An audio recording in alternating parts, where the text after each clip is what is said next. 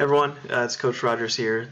We have our second week fitness topic to go over today, and the fitness topic is progressive overload. So let's get into it here. What is progressive overload?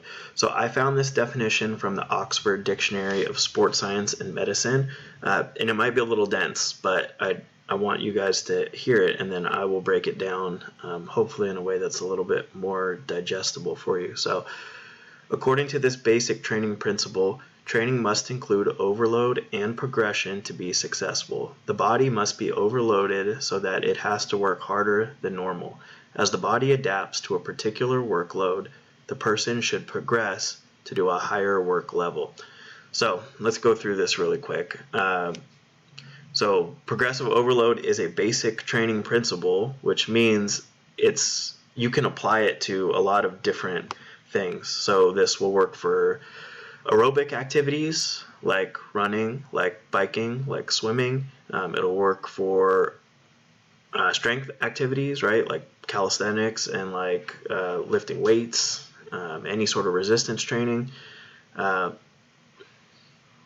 Almost any physical attribute, this will work, right? And we'll talk more about that later. But training must include overload and progression to be successful. So what that means is you have to do something that is more difficult than what you're currently doing. So like let's say I use running as an example. If I run a mile twice a week and I just keep doing that over and over forever, of course it's good for me. It is gonna help keep me healthy, but I'm not really gonna get better at running at a certain point, right? Once my body gets used to doing that same thing over and over again, that's gonna be its new normal. So you have to do something more than what you're currently doing.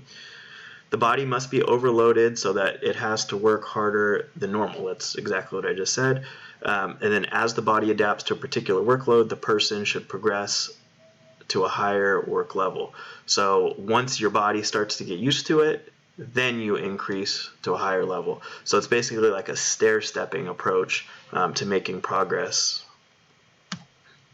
So why does this matter? It's a basic underlying concept behind making progress. And if you're spending the time to get physical activity into exercise, which I know most all of you are, and looking through your activity logs and the comments I've seen, made me happy to see that you guys are all getting out and being active during this time. But if you're going to spend all that time, you might as well get better, right? You don't want to do something forever and stay the same.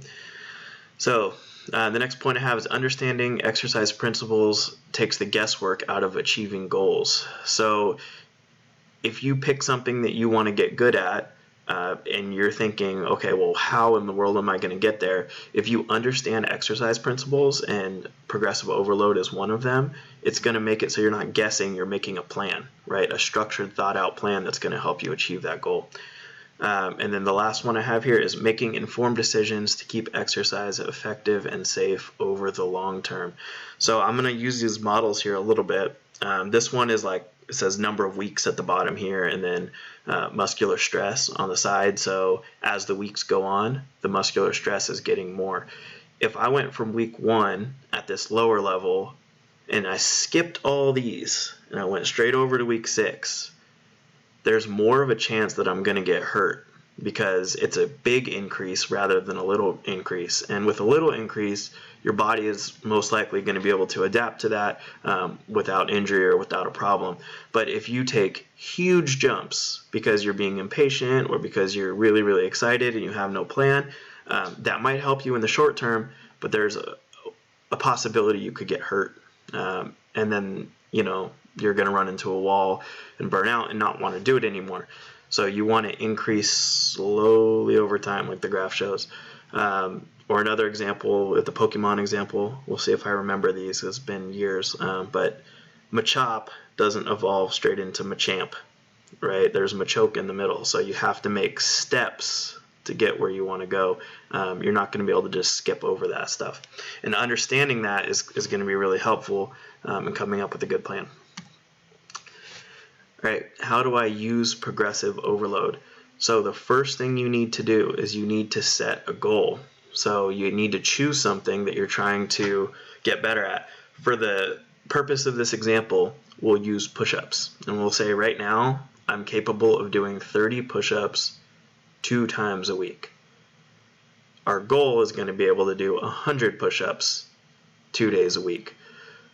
So if we're going to achieve that goal, we have to keep track of what we're doing. If we're not keeping track, I wouldn't even know that I could do 30 twice a week right now. But it's also important because you need to keep track of what the increases that you're making are. So if you're just going out and just doing whatever, you're getting your physical activity. That's great. It's going to help keep you healthy. But if you're trying to make progress towards something, it's going to be more difficult if you don't keep track. Okay. Slowly increase what you are doing. So you're going to add something to what you're already doing. So that's either volume, intensity, or time. And we'll stick with the push-up example here. So I could increase the volume. So I could do, instead of doing 30 twice a week, I could do 35 twice a week. That's one thing I could do to make it more difficult. I could add intensity, and push-ups is kind of a hard one. But what you could do is do the push-ups faster or do them on a decline or something like that. A better example for intensity would be running. Like, let's say I ran a mile each week. In the first week, it took me 8 minutes. If I was going to increase the intensity, I would run it in like 7 minutes and 45 seconds the next week. So it's how hard you are going on something. Okay, or time. So running is also a better one for this. Like, I'm going to run for 10 minutes the first week. I'm going to run for 12 minutes the second week. But slowly increase what you're doing. So either by volume, intensity, or time. Oops. Okay, the next step, number 4, is to recover. And this is really important because if you are forcing your body to do something that's harder than what it's used to doing, it's going to take time for it to recover from that stimulus or from that activity. So if I made my my increase like, hey, I'm going to do 30 push-ups every day this week, and then the next week I'm going to do 35 push-ups every day. The problem there is I could probably do it for a few weeks, but then my body is going to run into a wall where it never had time to recover from the stress I was putting on it. So you need to have some sort of break in your plan. So whether that's a day off or a day where you do something different, you need to recover. And then the last one, step number 5, is repeat. So remember that if I go back, right? So if I was tracking, I made a step up, I recover, and then I have to repeat to get to the next level. So that's the last step. And the last thing I have for this slide is this concept works in other areas of life aside from physical activity. There's scientific reasons why this works for increasing strength or increasing speed or increasing endurance or flexibility. But this also works mentally. Like a good example is if you thought about wanting to read more. That's one, especially for adults. Say, oh, I want to read more books. I know you guys get to read for school, but adults don't have a lot of time to read. So if they said, hey, I want to read a book, and I'm going to start reading 100 pages a day, chances are that person is going to do it for a day or two, and then they're going to burn out. But if they do a slow increase, they say, hey, I'm going to read 10 pages a day for a week, and then if that's going well, maybe they'll increase it to 15, maybe to 20, and then they find a level where they're making progress.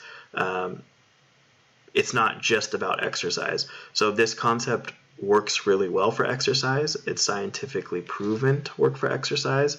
But anytime there's a goal, something you want to achieve, breaking it down and then making small increases in what you're already doing is a great way to help you achieve that goal. Right.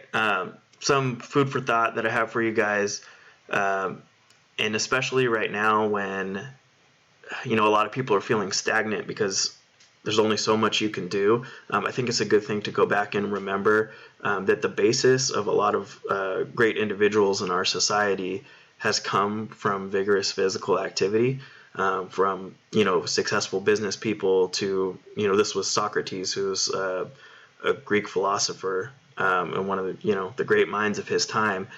Is that exercise transfers over beyond the physical health benefits. And so his quote, like I said, he was a philosopher, not an athlete, not a, you know, he's not known for being about fitness, but he said, "No citizen has a right to be an amateur in the matter of physical training. What a disgrace it is for a man or woman to grow old without ever seeing the beauty and strength of which his or her body is capable."